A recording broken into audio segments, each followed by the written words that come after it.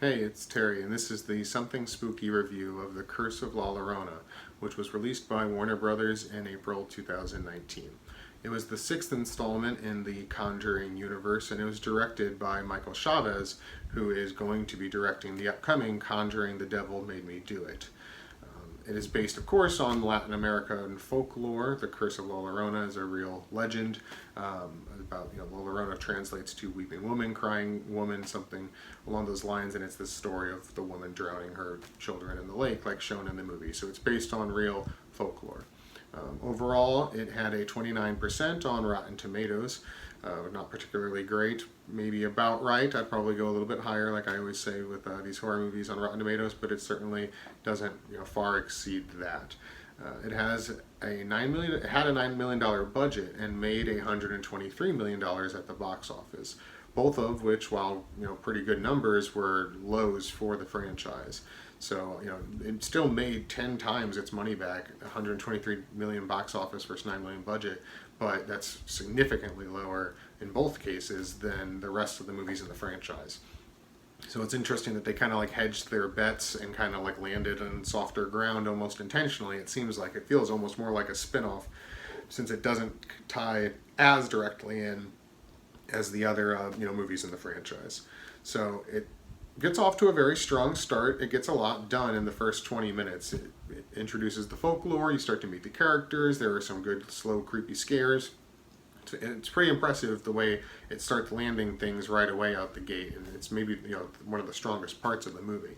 It does do some interesting, challenging things with allusions to child abuse and mental health disorders in the way that the characters are kind of skeptical or don't know what's going on with La Llorona, and there's this other character who's kind of being blamed, and there's this question of if it's abuse, and it's interesting. Of course, we learn pretty quickly that it is La Llorona. It is supernatural. It's of course the Conjuring universe, so that's going to be the case. But it does some interesting things there. It has some good scares right off the bat. I really like the scene in the hospital with the mirror. It's a simple thing, but it's effective, and it's kind of in that Conjuring vein of those simple traditional scares where you kind of see it back and forth. And there's a few more things like that in the movie, like the umbrella scene by the pool, which I really like, and I think was featured in the trailer. It was a prominent early image of it where you raise the umbrella and you see her standing there, and you lower it and she's not there, and it goes back and forth, and it of course ends in a big like jump scare. But it's good, it's effective, and there's a few things like that that are pretty subtle, and that's like one of the best things about the movie, like the curtains in the bedroom. It's this very primal fear that I think a lot of kids have had. It just look, they're billowing out, and it looks kind of weird, and then she appears and curtains, and it's just effective. And there's another thing like that where she's in the corner of the room, and the woman just kind of sees her standing there, this silhouette in the corner of the room, like, what are you doing in my house? And nothing really else comes of it there, but it's just really creepy, and it's just well done, and it's just plays on these kind of primal fears that the Conjuring franchise is generally pretty good at doing.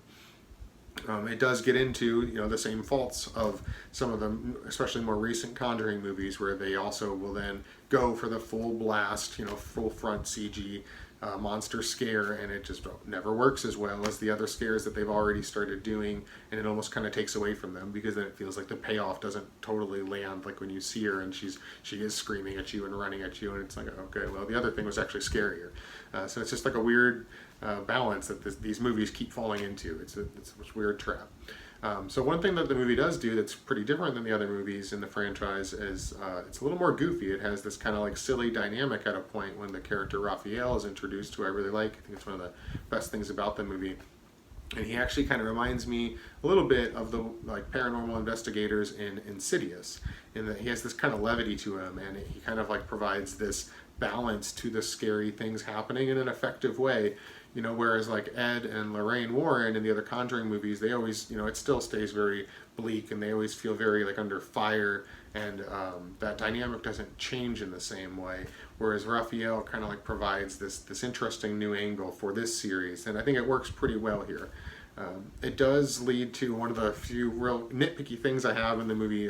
These things don't normally bother me this much, but the whole scene with the fire tree beads, or whatever, when they put it at the front door, they like trap her out of the house, and it's supposed to keep the spirit out. I'm like, that's fine, but like it should have just been that. And I guess I got the impression that the creature that was then able to enter at any other point of the house, because it starts like banging on the windows and the back door flies open and they're like trying to hold it shut, so now they're like physically in confrontation, I guess, to that degree, or maybe it's all like supposed to just be a distraction for what happens with the beads, but it just kind of like immediately I didn't like that. It's like, well, that's silly. And then what actually happens is the child disrupts the beads by reaching out of the house to grab her stuffed animal, and it just kind of goes back to that like fallacy of like children just being that stupid. And like I don't think that child would be that stupid. She's been seeing this monster, this scary thing for days. It's been like right in her face and terrifying. Like I don't think she's leaning out of that house to grab her teddy bear, no matter how much she loves it, and then to like knock the beads out of the way with 5 minutes after they've been set up. It all just feels kind of silly, and it's like I don't know why they even bothered doing that. It could have been something, but I just don't like the way they executed that in particular. And then the ending kind of meanders. It kind of just falls into this like like the ghost is chasing them around, and it does a few different versions of that, but it just doesn't really feel like it's landing.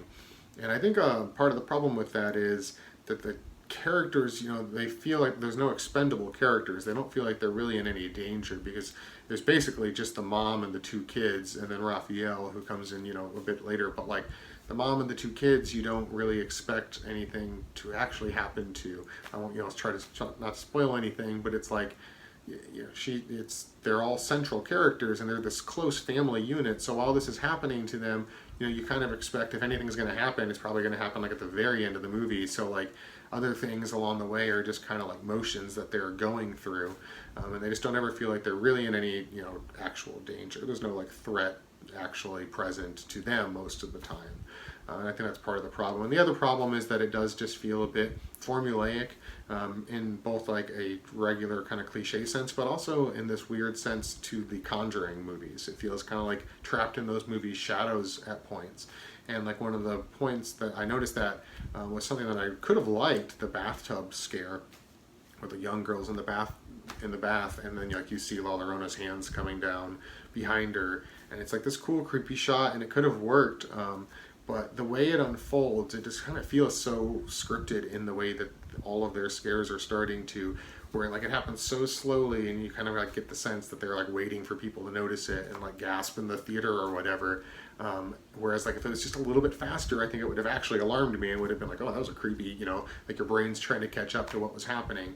But the way they do it, it just feels so like they're stuck in their own kind of mold. And there's a few things like that in the movie, which are becoming a bit of a recurring problem. And these movies are still like them, but they are just starting to feel a little, this is the 6th installment here, feeling a little stuck in their own ways and their own shadows. And it seems like they have an opportunity at points to pace things just a little bit differently or show things a little bit differently, and they kind of instead just keep doing things their way, and it becomes predictable in its own way, even though it was so effective for so long, and still is in some ways. So overall, I did like the movie. It's not terrific.